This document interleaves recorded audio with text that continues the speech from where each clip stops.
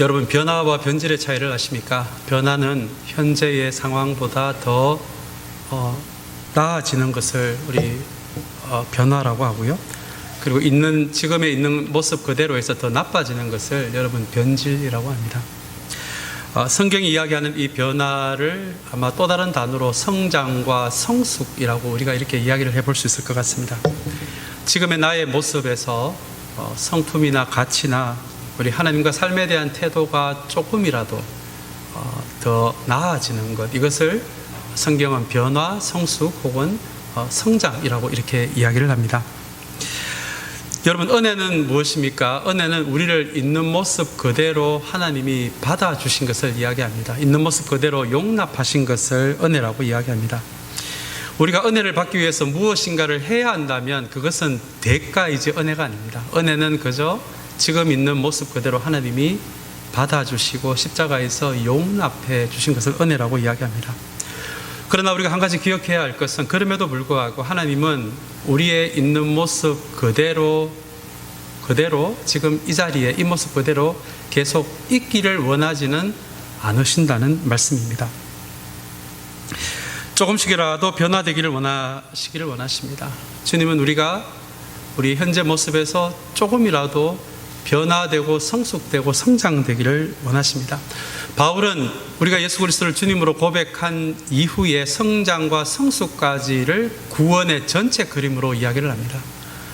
그저 내가 한번 주님을 나의 주님으로 고백했다고 해서 영원히 이 구원의 문제가 해결되는 것이 아니라, 우리가 예수 그리스도를 주님으로 고백한 이후에 우리가 주님 안에서 자라는 것까지도 전체 구원의 한 그림으로 바울은 그렇게 이야기를 합니다. 그러나 여러분, 이 성경이 이야기하는 성장과 성숙을 이야기하면서 우리가 반드시 기억해야 할 것이 하나 있는데요. 그것은 성경이 이야기하는 성장과 성숙에는 기다림이 필요하다는 것입니다. 가끔 신문이나 우리 인터넷을 통해서 우리 축산업 하시는 분들 중에, 우리 모두가 그런 건 아니지만 일부의 분들이 최고의 이윤을 얻기 위해서 짐승들에게 성장 촉진제를 맞추는 분들이 계시더라고요. 그래서 가끔은 신문에 나오는 일이 벌어집니다. 여러분, 다른 것은 몰라도 성장과 성숙만큼은 기다림이 필요하고 시간이 필요한데요, 이 시간을 무시하고 성장 촉진제를 낳을 때 눈에 보이기는 잘한 것처럼 보일지라도 결국은 그것이 그 짐승의 건강에도 좋지 않고 그 짐승을 먹는 우리의 건강에도 좋지 않은 것이 여러분 성장 촉진제입니다. 우리 성경이 이야기하는 성장과 성숙도 마찬가지입니다. 우리 영적인 성장, 성숙에 성장 촉진제라는 것이 여러분 없습니다. 특별히 영적인 성장, 성숙은 많은 기다림이 필요하고 시간이 필요합니다. 여러분, 성숙이란 단어를 거꾸로 뒤집으면 숙성입니다. 숙성은 한마디로 정말 이 발효가 되는 시간이 바로 이 숙성의 기간인데요, 아마 이 신앙에 성숙되어 가는 과정에서 이 숙성의 시간이 때로는 우리가 이 믿음의 여정에서 좌절하기도 하고 실패하기도 하고 화가 나기도 하고 실망하기도 하는 그런 일들이 아마 믿음의 여정에서 아마 수없이 일어날 것 같습니다. 여러분, 그것도 모두 다 그 과정을 통해서 주님을 조금이라도 더 발견되는 은혜가 있다면 그런 실패의 경험, 두려움의 경험도 모두 숙성의 과정입니다. 그래서 성장과 성숙에는 농부의 마음이 있어야 합니다. 이 긴 숙성의 시간을 통해서 성경이 이야기하는 영적 성숙과 성장이 일어나는 것입니다. 그렇다면 여러분, 우리가 영적으로 자라고 있다는 것을 우리가 어떻게 알 수가 있겠습니까? 분명히 자라라라고 말씀하시니 자라야 될 텐데 우리가 어떻게 지금 우리가 자라고 있다는 것을 알 수가 있을까요? 성경은 크게 두 가지로 이야기합니다. 상황에 의해 흔들리지 않는 믿음을 먼저 이야기합니다. 우리의 믿음이 덜 성숙할 때는 상황에 따라 믿음이 이렇게 흔들리고 저렇게 마치 폭풍을 만난 배처럼 흔들릴 수밖에 없는데요, 우리도 연약한 인간이어서 100% 완벽한 믿음이라는 것은 없겠지만, 그러나 상황이 이렇게 변하고 저렇게 변화해도 하나님에 대한 우리의 신앙의 중심이 서서히 흔들리지 않는 이 견고한 믿음을 성경은 성숙의 한 표시라고 이야기합니다. 두 번째, 우리의 신앙이 자라고 있다고 하는 표시는 여러분 겸손입니다. 이 숙성의 과정에서 우리의 마음이 이렇게 무너지고 저렇게 무너질 때가 얼마나 많이 있습니까? 그 과정을 통해서 영적으로 성장한 사람들은 하나님 앞에 교만할 수가 없거든요. 공동체 앞에서 교만할 수가 없거든요. 그래서 내가 영적으로 자라고 있다는 것이 환경에 따라 내 믿음이 어느 정도로 흔들리느냐를 보시면 되시고, 두 번째로 정말 나에게 하나님에 대한 공동체 앞에서, 사람들에 대해 앞에서 진짜 겸손함이 있느냐, 그것이 우리가 잘하고 있다는 여러분 표시가 됩니다. 지난주에 이어서 오늘 베드로전서 2장을 우리 함께 다루기를 원하는데요, 우리 그 시대 신앙을 지키기 위해서 박해를 피해 여러 나라로 흩어졌던 이방인들을 위해 격려하고자 썼던 말씀이 여러분 이 베드로전서입니다. 베드로전서 1장에서는 이 박해를 받는 사람들에게 믿음과 소망과 사랑에 대해 이야기를 하고요, 그리고 오늘 2장에서는 놀랍게도 이 박해를 받고 있는 사람들에게 신앙의 성장과 성숙에 대해서 이야기를 합니다. 여러분, 여기 아마 큰 전제가 있을 것 같아요. 결단코 우리의 삶이 편안한 순간에는 신앙의 성장과 성숙이 일어나기가 굉장히 어렵다는 것입니다. 지금 베드로도 동시대를 살아가는 사람으로서 자기도 박해를 겪고 있지만, 실제 신앙의 성장과 성숙은 이 광야 학교에서, 광야 같은 상황에서 벌어지는 것이지 결단코 편안할 때 벌어지는 것이 이 성장과 성숙이 아니라는 거예요. 그래서 이 박해의 시간 안에 있는 이 어려움 가운데, 고통 가운데 있는 사람들을 향해서 오늘 드디어, 물론 그 삶의 자리가 고단하지만 그러나 그럼에도 불구하고 이 어려운 시기에 영적으로 자랄 수 있는, 영적으로 성장할 수 있는 절호의 찬스다, 베드로는 그렇게 본 것이죠. 그래서 이 어려움을 겪고 있는 사람들에게 오늘 베드로전서 2장을 통해서 성장과 성숙의 말씀으로 이 1세기 때 고난받는 크리스찬들을 격려하고 있는 말씀이 오늘 우리가 읽은 말씀입니다. 사랑하는 여러분, 우리가 똑같은 상황은 아니지만 지금 우리도 답이 별로 보이지 않는 코로나 바이러스 팬데믹이라는 어려운 시간, 어쩌면 고통의 시간들을 우리 모두가 보내고 있습니다. 아마 삶의 자리가 다 고단하실 것 같아요. 비즈니스 하시는 분들 얼마나 많은 고민이 되시겠습니까? 그러나 여러분, 우리가 이런 고단한 삶의 자리임에도 불구하고 우리의 신앙의 성숙은 또 이런 고난을 통해서, 고통을 통해서, 광야 같은 시간을 통해서 신앙의 성장과 성숙이 일어날 수 있는 절호의 찬스라는 거예요. 오늘 이것이 베드로가 그 시대에 고난받는 1세기 크리스찬들에게 주는 위로였습니다. 사랑하는 여러분,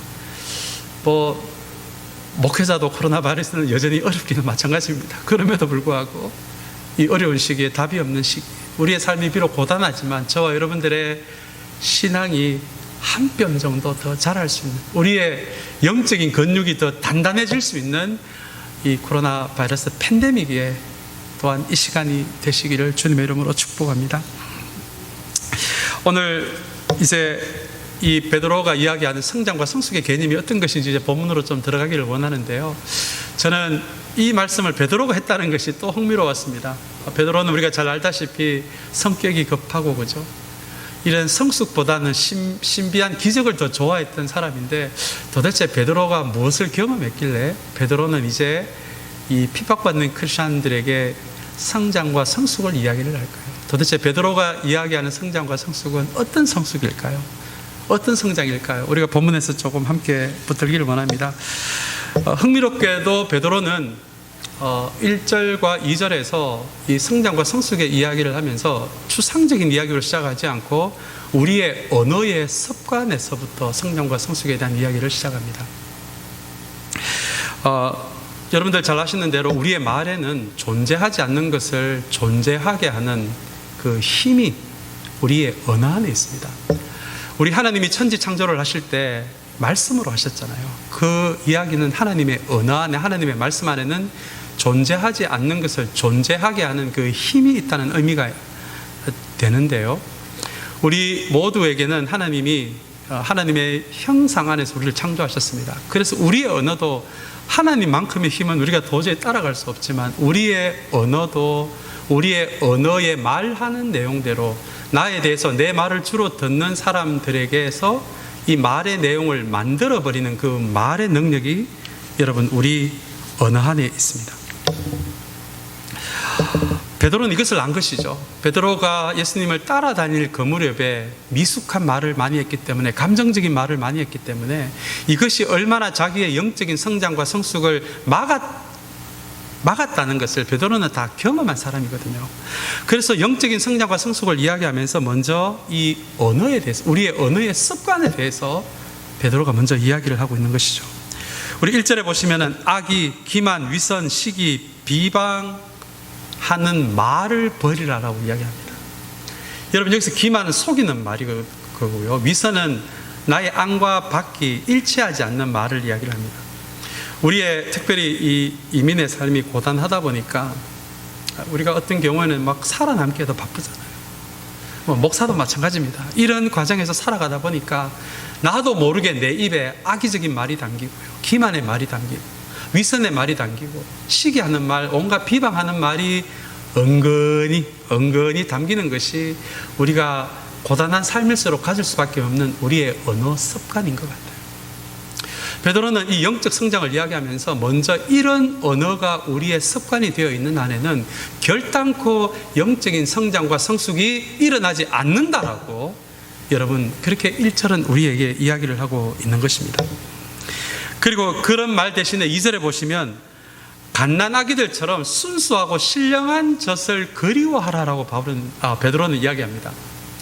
여러분, pure and spiritual milk입니다. 이것은 하나님의 말씀을 의미하거든요. 이 말은 마치 갓난아기들이 엄마의 젖을 찾는 것처럼 우리 입에 우리가 알게 모르게 습관적으로 담겨진 악의적인 말, 기만적인 말, 위선적인 말, 비방하는 말의 자리에 이 하나님의 가치와 하나님의 성품이 담겨진 하나님의 말씀의 언어가 한 단어씩 이렇게 자리 잡을 때 2절 후반부에 보시면 그것을 먹고 자라서라는 표현이 나옵니다. 사랑하는 여러분, 하나님의 언어는 어떤 언어입니까? 그 안에 사랑이 담겨져 있고, 은혜가 담겨져 있고, 정의가 담겨져 있고, 공평이 담겨져 있고, 공유가 담겨져 있고, 존중이 담겨져 있고, 배려의 가치가 담겨진 것이 하나님 말씀 안에 담겨진 하나님의 가치들입니다. 우리의 이 언어의 습관에서 우리도 모르게 하나님이 기뻐하시지 않는 단어가 습관이 된 것이 있다라면, 이 하나님의 가치가 담겨진 이 하나님의 말씀을 통해 우리의 언어가 한 단어 바뀌어 갈 때, 그때 영적인 성장과 성숙이 일어난다는 것입니다. 2절의 말씀에 보시면 아주 또 흥미로운 단어가 하나 나오는데요. 여러분, 신령한 젖을 그리워하십시오라고 베드로가 이야기합니다. 이게 개역 개정에는 사모하라라고 되어 있더라고요. 이 말씀이 처음에는 제가 생각 없이 쿡 지나가다가 다시 한번 이 말씀을 좀 자세히 보게 됐는데, 왜 베드로는 하나님의 말씀을 연구하라, 생각하라, 공부하라라고 말하지 않고 그리워하라, 사모하라라고 이야기를 했을까요? 물론 공부하고 읽고 연구하는 것도 하나님 말씀을 알아가는 굉장히 중요한 방식입니다. 그러나 그것 이전에 베드로는 그리워하라, 사모하라라는 말씀을 통해서 우리가 연구하고 생각하고 공부하는 것 그 이전에 마치 갓난아기가 엄마의 젖을 사모할 뿐만 아니라 그러면서 엄마까지도 사모하잖아요. 그것처럼 아기는 엄마의 젖을 연구하고 공부하지 않잖아요. 본능적으로 엄마의 젖을 찾아가고 엄마를 그리워하고 엄마를 찾는 존재가 이 아기잖아요. 그래서 우리가 이 하나님의 말씀을 공부하고 연구하고 다 좋고 하나님의 말씀을 알아가는 방식이지만, 베드로는 그거에 앞서서 마치 갓난아기처럼 하나님의 말씀을 그리워하고 본능적으로 찾고, 그리고 하나님이 당장 나에게 어떤 대답을 주지 않다라고 할지라도, 하나님이 내가 원하는 것을 당장 주지 않다라고 할지라도 마치 갓난아기가 엄마를 찾는 것처럼 그렇게 하나님의 말씀을 찾고 그리워하고, 또한 하나님을 그리워하고 찾는 사람들이 그 사람들에게 이 성경이 이야기하는 영적 성장과 성숙이 말씀을 통해 일어날 수 있다라고 하는 것이, 여러분, 2절의 말씀에 담겨진 이 그리워하십시오라는 단어의 의미입니다. 사랑하는 여러분, 우리 목회자들도 마찬가지인 것 같아요. 우리도 가끔은 하나님의 말씀을 의무와 책임감으로 대할 때가 있습니다. 여러분들도 아마 그럴 때가 많이 있을 것 같아요. 그래도 안 잃는 것보다는 그게 낫습니다. 의무와 책임감으로 잃는 것이 더 나을 수 있을 것 같아요. 그러나 오늘 2절이 이야기하는 것처럼 정말 하나님 안에서 자라나기를 원하시고 성숙되어져 가기를 원하신다면 사랑하는 여러분, 정말 갓난아기처럼 엄마의 젖을, 그리고 엄마를 사모하고 그리워하고 본능적으로 찾아가듯이 그렇게 하나님의 말씀도 우리에게 그리움의 대상이 되고 정말 사모하는, 우리의 머리로 판단하기 전에 그렇게 본능적으로 사모할 수 있게 되는, 마치 뿌리가 물을 찾아가듯이 우리 그런 마음으로 하나님의 말씀을 대할 수 있는 저와 여러분들이 되시기를 바랍니다. 이게 말처럼 쉽지 않을 수도 있을 것 같아요. 그렇다면 여러분 기도하십시오. 주님, 주님의 말씀을 그리워할 수 있도록 도와주세요. 주님의 말씀을 사모할 수 있도록 도와주세요. 여러분 그렇게 기도하시길 바랍니다. 그래서 언젠가는 하나님이 나에게 뭔가를 주시기 때문이 아니라 하나님 말씀 그 자체를 그리워하게 될 때, 그때 영적으로 자랄 수 있다라는 이 말씀이 다시 한번 오늘 저와 여러분들의 영혼에 깊게 새겨지는 이 예배 시간이 되시기를 주님의 이름으로 축복합니다. 두 번째, 베드로는 성장과 성숙을 이야기하면서 공동체에 대해 이야기합니다. 그게 4절 5절의 말씀인데요. 베드로는 4절 5절에서 그동안 그 유대인뿐만 아니라 이방인들이 알고 있는 그 성전의 개념도 뒤집어 버립니다. 이 4절 5절의 말씀을 좀 보시면은요,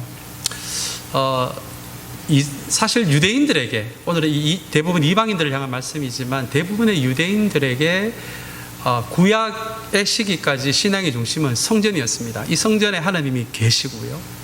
그래서 멀리 출타를 해도 기도 시간에 성전을 향해서 기도를 했습니다. 그만큼 이스라엘 사람들의 신앙의 중심이 이 성전이었기 때문입니다. 근데 오늘 이 4절과 5절의 말씀은 바울도 우리 비슷한 맥락의 말씀을 하셨는데요. 예루살렘에 있는 그 큰 빌딩이 성전이 아니라 예수님이 우리의 기초돌이 되시고요. 예수님 우리의. 자, 이 기초돌, 이 건축의 용어를 쓰는 것은 이 건축의 이미지로 지금 주님과 우리와의 관계와 성장에 대해서 이야기를 하기 위함인데, 주님이 살아있는 돌을 기초돌이 되시고, 그리고 5절에 보시면은 여러분도 집 짓는 데 사용되어, 우리도 똑같은 살아있는 돌이 되어서 집 짓는 데 이 주님의 기초돌 위에 놓여지는 존재, 다시 이야기하면 좀 쉬운 말로 이야기하면 우리를 벽돌 같은 존재라고 지금 이야기를 하시거든요. 그래서 살아있는 돌이 우리의 기초돌이 되고, 기초돌 위에 우리가 벽돌 같은 존재로 주님 위에 쌓아 올려져서 뭐가 된다고요? 5절에 보시면 신령한 집이 된다라고 이야기합니다. 이 신령한 집이 여러분 성전입니다. 다시 이야기하면 예루살렘에 있는 그 큰 빌딩이 성전이 아니라 예수 그리스도를 기초돌로 해서 그 위에 올려진 저와 여러분 같은 이 교회 공동체죠. 이 교회 공동체가 새로운 성전이라는 것입니다. 여러분, 이것은 우리에게 예배 드리는 공간과 이 예배당 건물이 중요하지 않다는 의미가 아닙니다. 아마 우리 공동체에 맞는 적절한 건물을 가지고 예배 장소를 가지는 것 중요하고 저도 그것을 위해서 기도하고 있습니다. 그러나 오늘 이 말씀이 우리에게 전해주는 것은, 우리의 신앙의 성장과 성숙을 주는 것은 이 건물이 아니라 예수 그리스도 위에 벽돌처럼 쌓아 올려진 교회 공동체가 우리를 성장하게 한다는 것입니다. 아마 1세기 크리스찬들이 이 구절을 읽으면서 굉장히 놀랐을 것 같아요. 사랑하는 여러분, 다시 한번 우리가 이 말씀을 대하면서 우리 공동체를 가만히 들여다봤을 때, 여러분, 우리 이 공동체는 이 똑같은 사람들이 모인 곳이 아니고요, 서로 각각 다른 사람들이 모인 곳입니다. 기질도 다르고 성격도 다르고 감정도 다르고 가치도 다르고 사회적인 경험까지도 다른 사람들끼리 모인 곳이 바로 이 공동체입니다. 이전에 여러 군데서 이렇게 다른 사람들이 아니라 비슷한 사람들끼리 모여서 교회 공동체를 만드는 실험을 해본 적이 있는데요, 여러분, 2000년 교회 역사에서 그런 실험은 다 실패를 했습니다. 이게 신비인 것 같아요. 비슷한 사람들끼리, 편한 사람들끼리 모이면 마음은 편할지 몰라도 그 안에서 신앙의 성장과 성숙은 일어나지를 않더라고요. 오히려 같은 사람들끼리 모이면 처음엔 조금 편안했다가 나중에는 신앙의 도태가 옵니다. 신앙의 긴장이 없거든요. 그러나 다른 사람들끼리 모여서 공동체를 이루어 가다 보니까, 여러분, 우리가 이 다름에 대해서 때로는 참아야 되잖아요. 기다려야 되잖아요. 그리고 주님이 말씀하시는 이 사랑을 연습하고 훈련해야 되잖아요. 때로는 내 자존심이 상하는 것도 견뎌야 되고, 때로는 나도 험한 말을 내뱉고 싶지만 내 입을 다무는 절제도 여러분 필요하잖아요. 다른 사람들끼리 모인 장소에서는. 근데 여러분, 우리 신앙의 성장과 성숙이 바로 거기에서 자란다는 거예요. 서로 다른 사람들끼리 모이는 것이 때로는 불편하지만 서로를 참아주고 인내해주고 훈련하고 절제하는 그 훈련들을 통해서 비로소 우리의 신앙이 성장하고 성숙하더라는 것입니다. 그래서 베드로는 오늘 이 5절의 말씀을 통해서 예루살렘에 있는 그것이 성전이 아니라 우리 공동체가 성전이 되어서 우리가 이 공동체, 성전이 된 공동체 안에서 우리의 신앙이 비로소 자라고 성숙할 수 있다는 이야기를 우리에게 들려줍니다. 그리고 베드로는 성장과 성숙에 대해 이야기하는 우리 6절, 8절에서 여러분 모퉁이돌을 이야기하는데요. 저도 이게 모퉁이돌을 이렇게 좀 어렴풋이 알고 있었는데 다시 한번 좀 이게 여러분들에게 좀 선명하게 설명을 드리기 위해서 인터넷에 제가 사진을 한번 찾아봤습니다. 예, 우리 그림이 나와 있는데요. 우리 모퉁이에 우리 옛날의 건축법입니다. 우리 모퉁이의 벽돌을 쌓기 전에 모퉁이 돌이라고, 이 코너스톤이죠, 영어로는. 큰 돌을 먼저 딱 박아놓고 그 위에다가 모서리에 이렇게 벽돌을 쌓아 올리는 것이 그 시대의 아주 중요한 건축 기법이었습니다. 이 모퉁이 돌이 없으면은 그 위에 이렇게 쌓아져가는 벽돌들이 안정될 수가 없는 것이죠. 오늘 이 6절에서 7절, 8절의 말씀을 통해서 우리의 인생이 예수님이라는 모퉁이 돌 위에 있을 때 비로소 우리는 영적으로 성장할 수 있다는 이야기를, 그것이 암시되어 있는 말씀이 6절, 7절, 8절의 말씀입니다. 예수 믿지 않는 사람들은 둘째치고 예수 믿는 사람도 때로는 우리 인생의 벽돌을 우리 방식으로 우리 벽돌만 쌓을 때가 여러분 얼마나 많이 있습니까? 오늘 6절, 7절 말씀에는 그런 사람들에게는 예수님이라는 모퉁이 돌이 걸림이 된다. 걸려서 넘어지는 돌이 될 수밖에 없고 넘어지게 하는 바위가 될 수밖에 없지만, 그러나 오늘 이 6절의 말씀에는요, 비록 우리가 이 험한 이 고난의 시간을 겪어 나간다고 해도 우리의 인생이 예수님이라는 모퉁이 돌 위에서 우리의 벽돌이 쌓아 올려졌을 때는 6절 후반부의 말씀에 보시면은 그런 인생은 비록 고난을 당할 수는 있어도 결코 세상 앞에서 부끄러움을 당하지는 않게 하겠다고 하시는 것이, 여러분 이것이 오늘 본문이 우리에게 주는 굉장히 중요한 격려의 말씀입니다. 사랑하는 여러분, 그것이 성숙이고 성장이라는 거예요. 사랑하는 여러분, 다시 한번 이 어려운 시기일수록 저와 여러분의 인생을 우리가 좀 쌓아가고자 하는 벽돌을 예수 그리스도라는 모퉁이 돌 위에 쌓아가시는 저와 여러분들이 되시기를 주님의 이름으로 축복합니다. 고난은 있지만 부끄러움은 당치 않게 하신다. 이게 주님께서 우리에게 주시는 약속의 말씀입니다. 이제 마지막으로 9절 10절의 말씀입니다.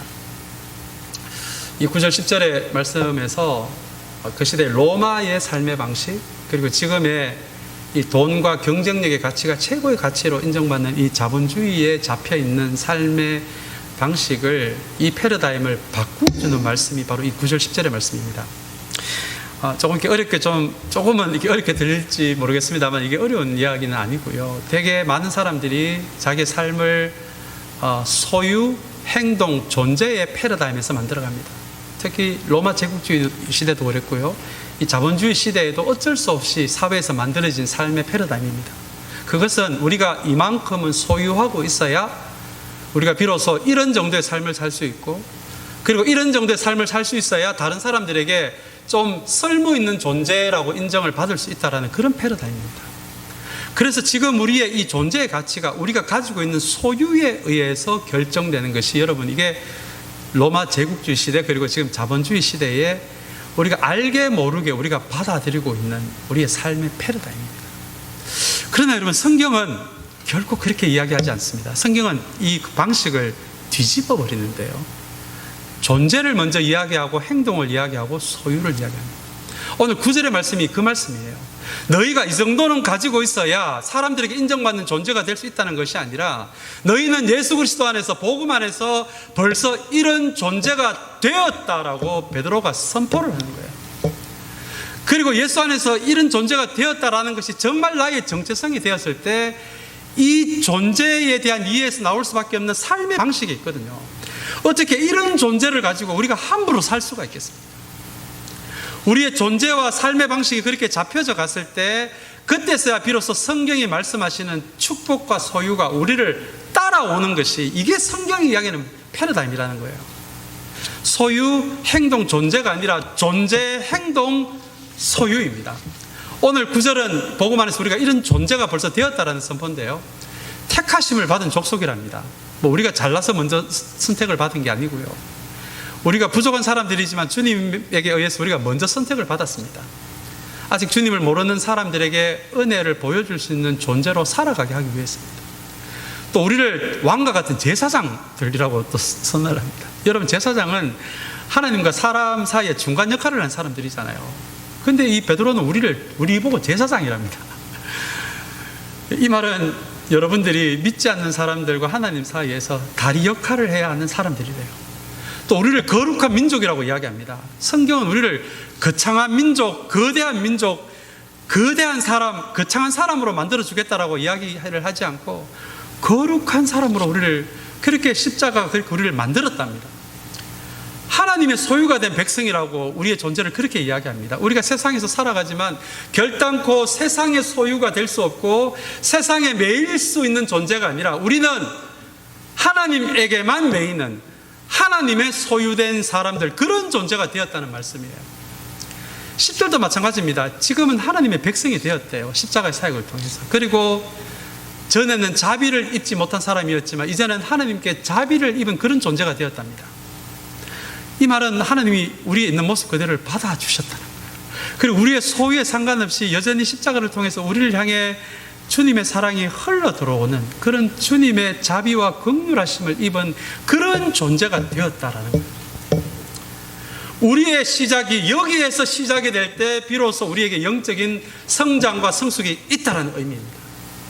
만약에 우리가 예수 그리스도를 주님으로 고백하면서 우리가 만약에 소유에서 출발한다면 여러분 그 끝을 아시잖아요.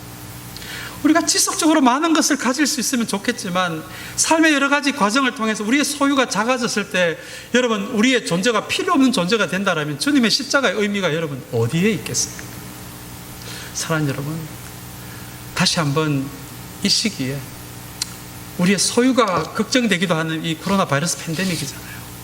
그러나 다시 한번 우리가 성경의 패러다임을 붙잡고 우리가 이미 주님 안에서 이런 존재가 되었다는 존재에서 시작을 해서 행동으로 나아갈 때, 존재에 걸맞는 행동으로 나아갈 때 하나님이 그런 인생은 어려움을 겪을지언정 세상 앞에서 부끄러움을 당하지 않게 하겠다는 이 주님의 약속을 굳게 붙들고 나아갈 때 그것이 우리를 성장하게 하고 성숙하게 하신다는 이 말씀을 꼭 붙들게 되는 저와 여러분들이 되시기를 주님의 이름으로 축복합니다.